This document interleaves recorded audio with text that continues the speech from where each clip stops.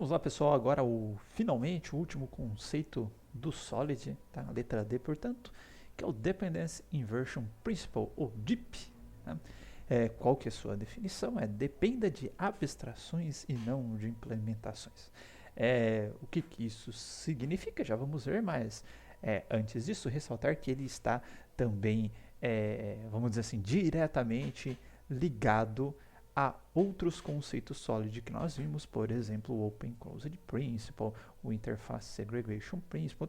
Tem a ligação, ela tem a sua definição própria, tem seus problemas próprios, mas no final a gente vai ver que a solução que ele dá para corrigir esses problemas, elas estarão ligadas a esses outros princípios também. Tá?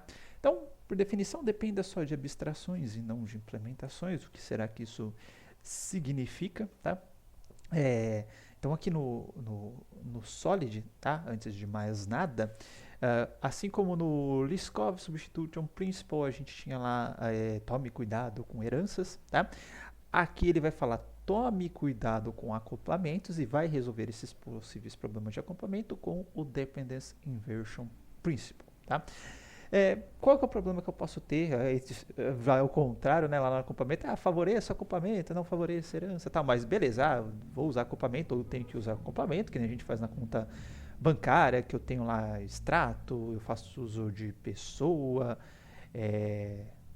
acho que é isso, né? Que é o proprietário, pessoa. Então tem acoplamento lá, obviamente, que a hora que eu coloco uma classe string, eu estou acoplando uma string ali dentro, tudo bonitinho. Então a gente já faz uso de acoplamento, ou seja, usar outras classes como campos de outras classes já há algum tempo. Ele fala o seguinte, ó, toma cuidado novamente, pensando em termos de crescimento de código, manutenção e etc., com os acoplamentos que você quiser, tá?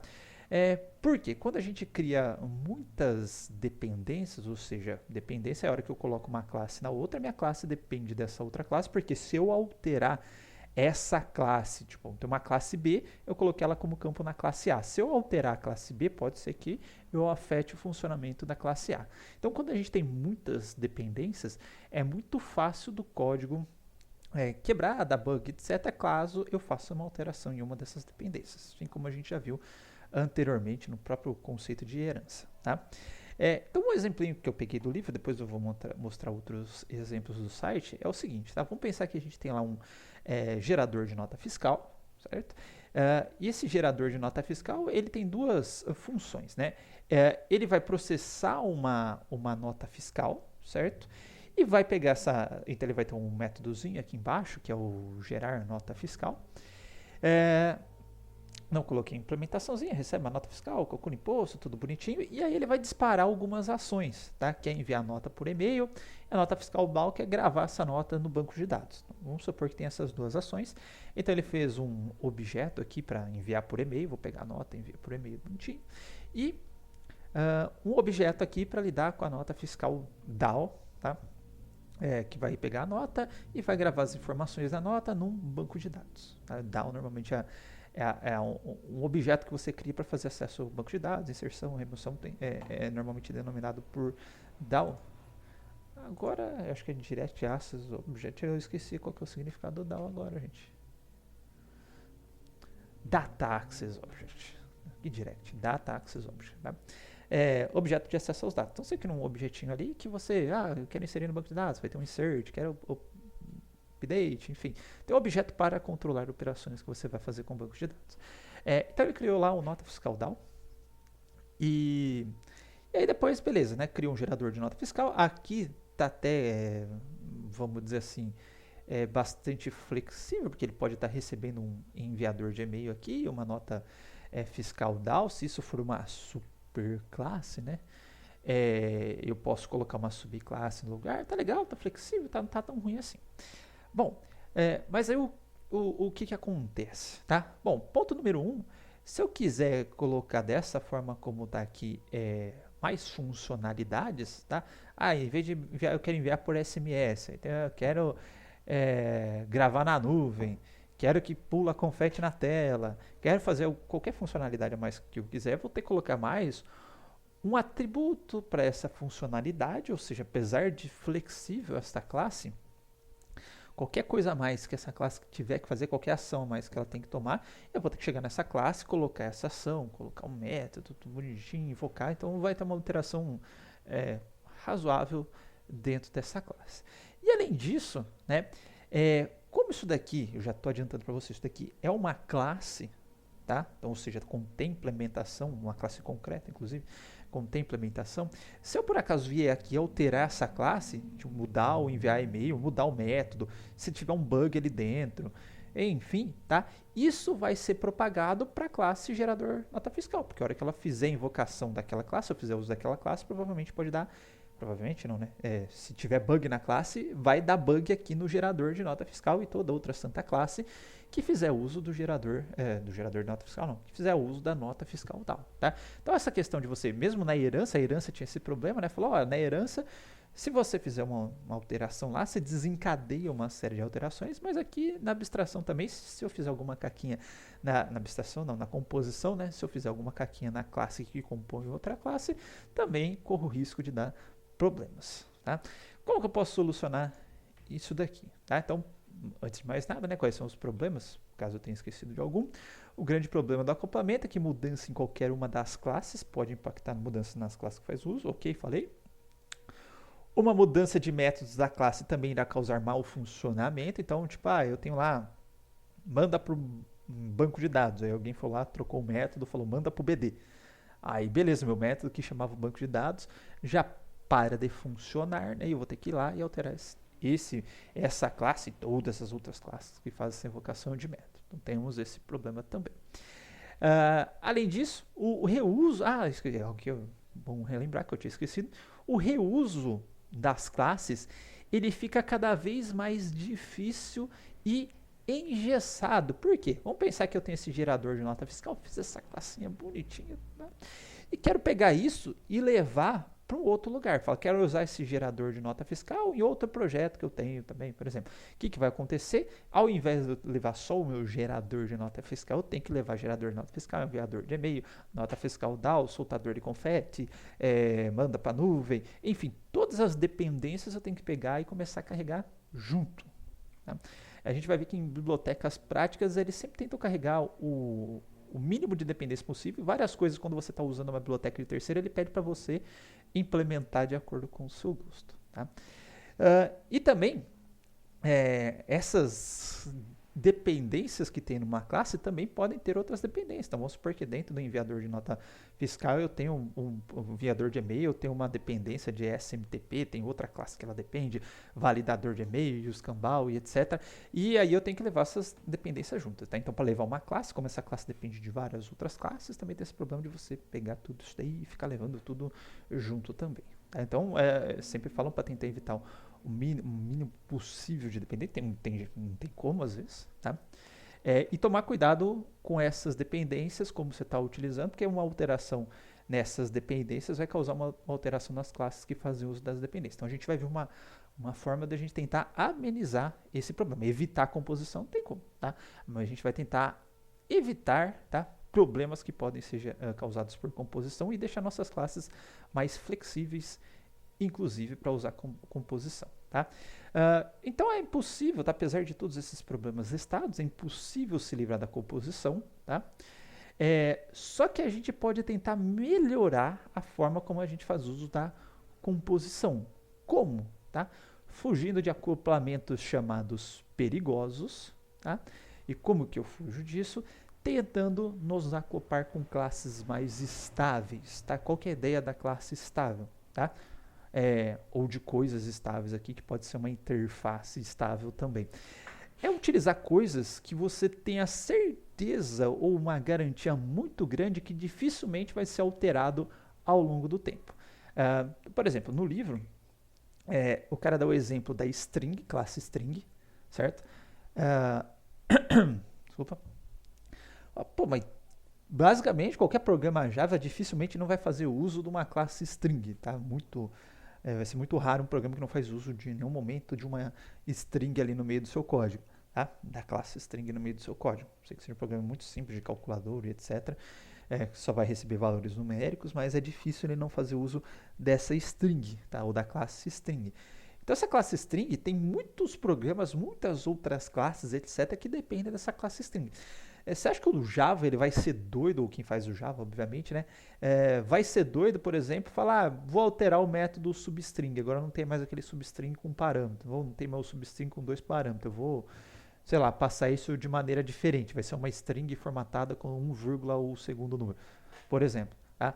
Eu vou tirar o replace all da string, eu vou tirar o charret da string, eu vou trocar o equals por equal string, por exemplo. Estou fazendo um chute, mas imagina que essa alteração dessa classe string, o que é de erro depois que vai causar nos softwares. Tá? Então o Java não é doido de fazer isso daí, porque tem muita gente que depende dessa classe. Então quando há uma classe em que muita gente depende dela, dificilmente o cara que desenvolve essa classe, ele vai querer fazer uma alteração, porque senão ele sabe que a quantidade de erros gerados posteriormente vai ser grande. Tá?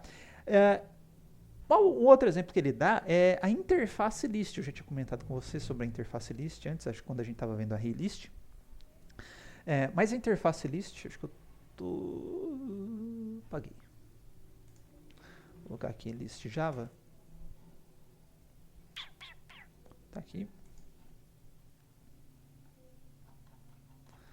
Achei para os métodozinhos, tá? Então, vários daqueles métodos que a gente usa dentro do array list, foi o que a gente viu até esse momento, né? Então, add, com a possibilidade de índice ou não, clear, e que a gente não usou, né? Mas o get, isEmpty, indexOf, o iterator, o remove, o size, tá? Todos esses métodos, na verdade, são métodos da interface list. E o array list, tá? É uma das classes, coloquei aqui, ó, é uma das classes que implementa a interface list, tá? Assim como o linked list, que a gente vai ver mais pra frente, tem o vector também, tem o stack, enfim, várias classes aí do Java, coleções do Java, fazem uso do list, tá? Então o cara que faz o list, define o índice, ou quem tem acesso a essa classe list, não vai ser doido e falar, não vou mais colocar o add, agora vai ser add element, por exemplo, tá? E vai acontecer uma série de erros em cadeia, tá?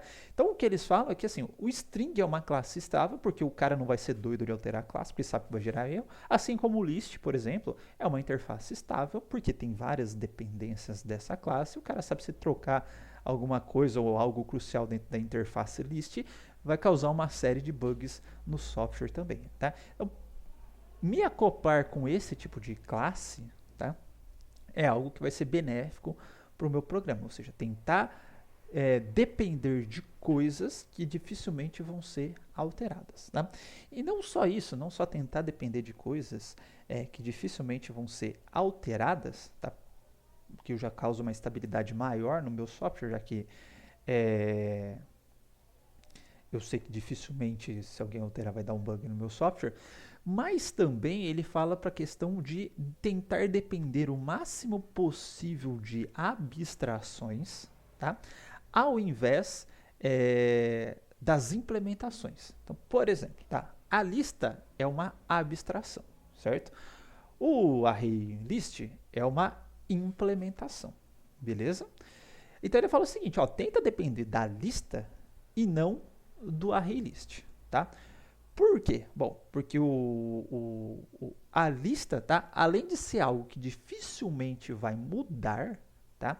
Se você depender dela, tá? Além de você garantir a questão da estabilidade, você garante uma maior flexibilidade no seu código, uma maior alteração de possibilidades no seu código. Por quê? Porque no lugar do array list, se eu quiser colocar o linked list, se eu quiser fazer outra coisa, meu software, ou outro tipo que elemento de lista, meu software vai continuar funcionando igualzinho, tá? Sem precisar alterar nada e estável, porque eu sei que aqueles métodos que estão dentro da lista, eles não vão ser alterados, tá? Então, tem esses fatores aí, tá? Depender da abstração, tá? Porque normalmente essa abstração, eu vou ter várias classes que implementam esta abstração, portanto essa abstração dificilmente vai ser alterada no caso da lista, tá? Eu já ganho aquela segurança e estabilidade. E também eu ganho a flexibilidade de poder alterar aquilo que eu estou atribuindo à abstração. Então, para uma lista, eu posso atribuir um array list, posso atribuir um linked list, posso atribuir um vector, Nem lembro mais qual, só uso essas três, mas enfim, todos aqueles outros tipos de lista que a gente viu, tá? Então ele fala aqui que um bom começo, tá, para você garantir estabilidade do seu código é tentar fazer uso de interface, já que a interface ela não tem código, tá? Ela só vai ter a abstração, né? Inclusive o método chama abstract, tá? Não confundir esse tipo de abstração com a abstração de você pegar algo do mundo real e modelar para objeto, mas também vai ser a abstração, porque a gente está fazendo uso de conceitos abstratos, tá? E aí, como ela dá um contrato, eu tenho várias classes que dependem do contrato, o desenvolvedor vai pensar duas vezes antes de fazer o contrato, tá? E aí, com base no exemplo anterior, olha que legal que vai ficar só da gente considerar essa dependência de uma classe maior em vez de uma classe específica. Se eu pegar o meu enviador de e-mail, meu nota fiscal e etc., e criar uma interface ação após gerar nota fiscal, certo? Vai ter um método lá, executa, recebe uma nota fiscal, vai ser abstrato. Aí o meu enviador de e-mail implementa a ação após gerar nota fiscal, executa a ação com a nota fiscal, que no caso dele envia o e-mail, nota fiscal DAO vai receber a nota fiscal, vai conectar no banco de dados, etc. Então essas classes vão depender dessa interface única, tá? E a partir daí eu também posso fazer outras classes, enviador de SMS, etc., que vai ter a ação após gerar a nota fiscal. Bom, uma que eu já sei, eu já tenho essa garantia, vamos dizer assim, eu falo, pô, se eu tenho uma ação nota fiscal, eu vou chamar o método executa, dificilmente o cara vai alterar o executa, porque vai dar problema. Tá? Ponto número 1, temos maior estabilidade. Ponto número 2, aquele nosso programinha, né, que eu tinha lá, nem lembro o que eu tinha. Eu tinha lá enviador de e-mail, nota fiscal DAO e etc. No caso, eu não tinha etc, só tinha esses dois, tá? Mas se eu tivesse o envia SMS, solta fogos, manda para nuvem, pede confirmação e etc, teria um campinho para cada um desses caras aqui, que são implementações específicas, tudo bonitinho, teria que receber todos esses caras aqui no consultor. E agora, a hora que eu tenho essa ação após gerar a nota fiscal, e aí eu faço todas aquelas classes implementarem uma ação após gerar a nota fiscal, olha que legal, eu consigo fazer tudo uma lista de ação após gerar nota fiscal, certo? E aí, se eu tiver só e-mail e DAO, tá? Eu vou criar uma lista de ação após gerar nota fiscal com e-mail e DAO e passo aqui para o meu gerador de nota fiscal. Se eu tiver e-mail, DAO, SMS, vou ter uma lista com os três e passo aqui. Se eu tiver SMS, nuvem, uma lista com 4, passo para o meu gerador de nota fiscal. E aí ele vai pegar cada açãozinha da nota fiscal ali, da lista de ação após gerar nota, que são as minhas ações, e chamar o executar. Que aí vai executar o DAO, vai executar o SMS, vai executar o e-mail, enfim, tá? Então perceba que eu consigo, com isso, tá? Além de eu ter uma classe bem estável, tá? Que dificilmente uma alteração de alguma dependência vai gerar algum problema nessa classe, eu tenho uma flexibilização agora com o Open Closed Principle, com a relação do Open, eu consigo adicionar novas funcionalidades aqui de uma maneira extremamente simples, tá? É só crescer a funcionalidade, dar um ADD na minha lista de ações com a nova funcionalidade. Só isso eu já acrescento uma funcionalidade a mais na minha geração de notas fiscais. Tá? Então, show de bola. E a relação aí também com Open Closed Principle, obviamente que também nós já estamos trabalhando com Single Responsibility Principle, que ela tem esse gerador de nota fiscal aqui, ele vai gerar a nota com suas respectivas ações. Tá? Então, uma classe bem focadinha. Tá? Então, com a solução anterior, eu dependo apenas do list e do ação após gerar nota fiscal. O list a gente já sabe que é estabilíssima. O ação após gerar nota, eu meio que forcei ele ficar estável, porque eu fui criando outras classes que dependem dele. Tá? E agora a gente pode também adicionar facilmente inúmeras funcionalidades, tá? No gerador de nota fiscal, desde que ela execute uma ação após gerar nota fiscal. Certo? Aqui também é a mesma coisa. Nossa, eu fiquei repetido aqui. Deixa eu tirar esse último elemento. Tirar o último. E acabou ficando repetido com o terceiro. Tá? E aí, pegando o gancho e voltando àquela definição do DIP, tá? Sempre tentem depender de abstrações e não de implementações. Então, se você pegar a regra ou a definição que está dentro do livro, ele fala o seguinte, ó, sempre que você for tiver uma classe A e essa classe A depender de B, sempre tente fazer com que B seja mais estável que você mesmo, tá? E se possível, sempre tente depender da abstração, ou seja, da interface ou de uma classe que contém os métodos abstratos, enfim, tá? E as classes devem sempre andar em direção à estabilidade, que é sempre depender de módulos mais estáveis que essa, seguindo exatamente essa regra que está aqui acima, certo? Então, se eu tenho lá meu projeto banco, por exemplo, vou fazer ele depender de list, que é mais estável, tá? Tem casos que não faz sentido, por exemplo, meu proprietário, dificilmente eu vou alterar alguma coisa desse proprietário, posso manter meu proprietário lá, tá? Mas aí se eu tenho algo que, se eu puder depender de algo mais estável, existir este algo mais estável, ou eu conseguir pensar em algo para deixar mais estável, eu vou tentar fazer nesse sentido, tá? Então sempre uma subclasse, vamos dizer, uma classe no nível mais baixo na hierarquia, sempre fazer com que a classe que ele dependa, tá, seja uma classe mais estável. Tá? Bom, aqui coloquei no enum no Java, tá? E aí eu coloquei um outro exemplinho aqui. Eu juro para vocês que eu não sei qual linguagem de programação que é essa, mas é muito parecido com o Java. Sei lá se é C Sharp, o que é, mas como programa C Sharp, enfim. Mas aqui ele faz a seguinte, ou tem o seguinte problema, tá? Ele criou uma classe lá, interruptor, tá? Essa classe tem um objeto ventilador, certo? Esse objeto é ventilador, tá? Que é uma implementação, objeto concreto, uma classe concreta. E dentro desse interruptor tem um acionar, certo? Que aí se o ventilador não tiver ligado, ele liga. Se o ventilador tiver ligado, ele desliga. Tá? E aqui tem a classe ventilador lá, que tem o booleano ligado e desligado. Tem o método ligar e o método desligar que faz uso aqui, certo? E aí ele falou qual que é o problema disso daqui. Uma é que o ventilador é uma implementação concreta, certo?